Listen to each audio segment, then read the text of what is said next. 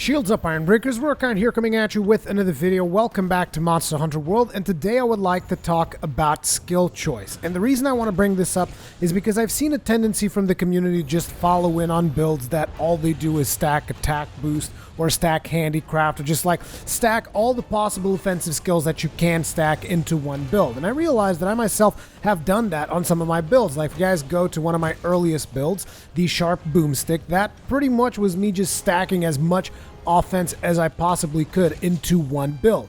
Now, that's not to say that those builds are wrong by any stretch of the imagination, because like if you want to just stack offensive skills into a build, then that is perfectly fine. But what I want to get through with this particular video is that you don't have to do that. You can actually take a couple of defensive skills. Hell, you can even go all out with a full defense build if that is something that you want to do.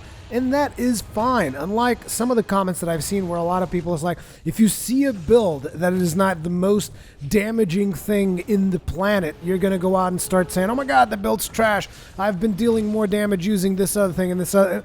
And it's like, to me, I just want to make sure that people understand. They're like, look, for starters, different players are going to have completely different playstyles. Some players will be better at playing the dodge game and dodging pretty much everything that a monster deals. Other players will be better at blocking what some of those monsters deal. Other players will be better at just taking defensive skills and tanking through that stuff and dealing damage afterwards. It all depends on your personal playstyle. And the good thing about Monster Hunter World is that it has tons of skills that allow for tons of viable playstyles. You don't have to just focus on speed kills. As a matter of fact, a lot of times I think that kind of breaks down the game a little bit for me. Like I get bored if I'm just chasing that fastest kill time. A lot of times I like having the safer kills or the riskier kills or just like to completely change up the playstyle and have a utility focused build. I like spreading the builds around. I like testing out different things, and some things work better for me. Doesn't mean that those things are going to work better for you. But what I'm saying is that there is no wrong or right way to do a build unless you're using skills that are not effective for that specific build, like skills that literally do nothing. Like I did that once in one of my builds, and you guys called me out on it because I made a mistake. I was not aware of that particular skill, which was the stamina drain skill. I put that on an insect glaive, and the insect glaive actually does not proc stamina drain at all. So that was a useless skill. See, that right there is one of the things that does not work. But other than that, if you're actually using skills that have an effect on the build that you have, then you should not be deterred from using those skills just because someone else is telling you, no, you need to put all of the attack, you need to put all of the things, all of the weakness exploit, all of the attack boost, all of the handicraft. Not everything works like that. And one of the examples that I have specifically was when I recently posted the Greatsword build for my Wyvern Ignition. I received a lot of comments from people saying, you know that you can shoulder tackle through the roars, right? And it's like, well, yes, I know that you can do that. But the thing is, a monster roars, for starters, you're going to need to have the perfect timing for every single monster and knowing exactly for every single monster in the game when they are going to roar.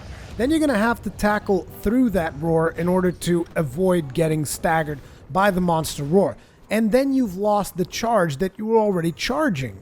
So to me, it's like, sure, you can tackle through the roars, but if I have earplugs, most likely I'm just going to get my hits in faster. Maybe I'll even get an additional hit that you would not be able to get because you're doing the shoulder charge thing, you know? And to me, that is the thing about choice, you know? Like, you can choose to do the shoulder tackle. That's fine. I'm not saying that's not a valid playstyle. But I, for instance, might choose to go the earplugs route because I just like instantly being able to deploy the attack on the monster, you know? It's completely up to you to choose the way that you want to play. And never feel that you have to be forced to doing something. Like, let me give you guys a couple of specific examples on how some of the Iron Breakers play, just to give you guys some notion here. We got Kegarin, who plays really well. His main weapon is Insect Glaive, and he plays Aerial Glaive. And a lot of people that will play Insect Glaive, they'll say, oh, it's the wrong way of playing it. You're not dealing maximum damage. No, but he's having fun. And at the same time, he's mounting monster often. He's playing safe. He's not dying and carting to the monster all the friggin' time, like maybe someone who is playing ground glaive might be getting carted all the time because he's taken too many chances with that particular playstyle. See, it's a different playstyle that you can take with a weapon that you're not forced into just, friggin' meta, Like, we also have Watanagashix. He plays support charge blade. And he is friggin' fantastic at it. He's able to keep everybody alive, and at the same time, he's able to dish out an immense amount of damage by using his charge blade to great effect. With Mushroom Mancer, Wide Range, all of these crazy good skills, he's able to support a group. He's able to keep everybody alive. Then we have God Emperor, who for some reasons runs with 2 parts of Zora. I don't know why he runs with 2 parts of Zora, but hey, usually he survives. He doesn't cart that often, so that's fine. It's like, we need to not support this elitism culture that I'm seeing a lot of the times throughout some of the comments in my comment section and some of the reports that I hear from people whenever they go into a group and the group is so elitist to the point where it's like, oh, you're not running this specific skill, then they kick someone off a group. And I was like, come on, really? That's the point that we're getting to? Everybody, look, just play how it makes you feel well. Don't try to just play a specific way because you feel like this is the right way to play and I'm gonna force it. It's like, don't enforce your way to play. I know that I do a lot of build videos, but it's like, look, these build videos are a basis. This is what I do for myself. Maybe it works for you. Maybe it doesn't. Maybe you can get the basis of the builds that I've done and maybe you can change them around for something that works better for you. That is the whole point. It's not for me to tell you, play this weapon like this. No, it's like, this is the way I play this weapon. And I like playing this weapon like this. It feels powerful, feels good. This playstyle feels solid, Does not mean that it's going to work for you. Does not mean that it's going to work for your friends. It is a playstyle that I play. So don't let anybody just come up to you and tell you, no, you got to play like this. You got to go full attack and weakness exploit and this and that. It doesn't have to be just that. You can play whichever way you want to play. That's one of the beautiful things about Monster Hunter World is the variety that you have in the ways that you can play through this game. So use that variety. Enjoy a little bit of spice. Do different builds. Try crazy things out. How do you think people come up with the overpowered builds? They're not going after the cookie cutter stuff. They try crazy things. They try things people probably haven't even thought of.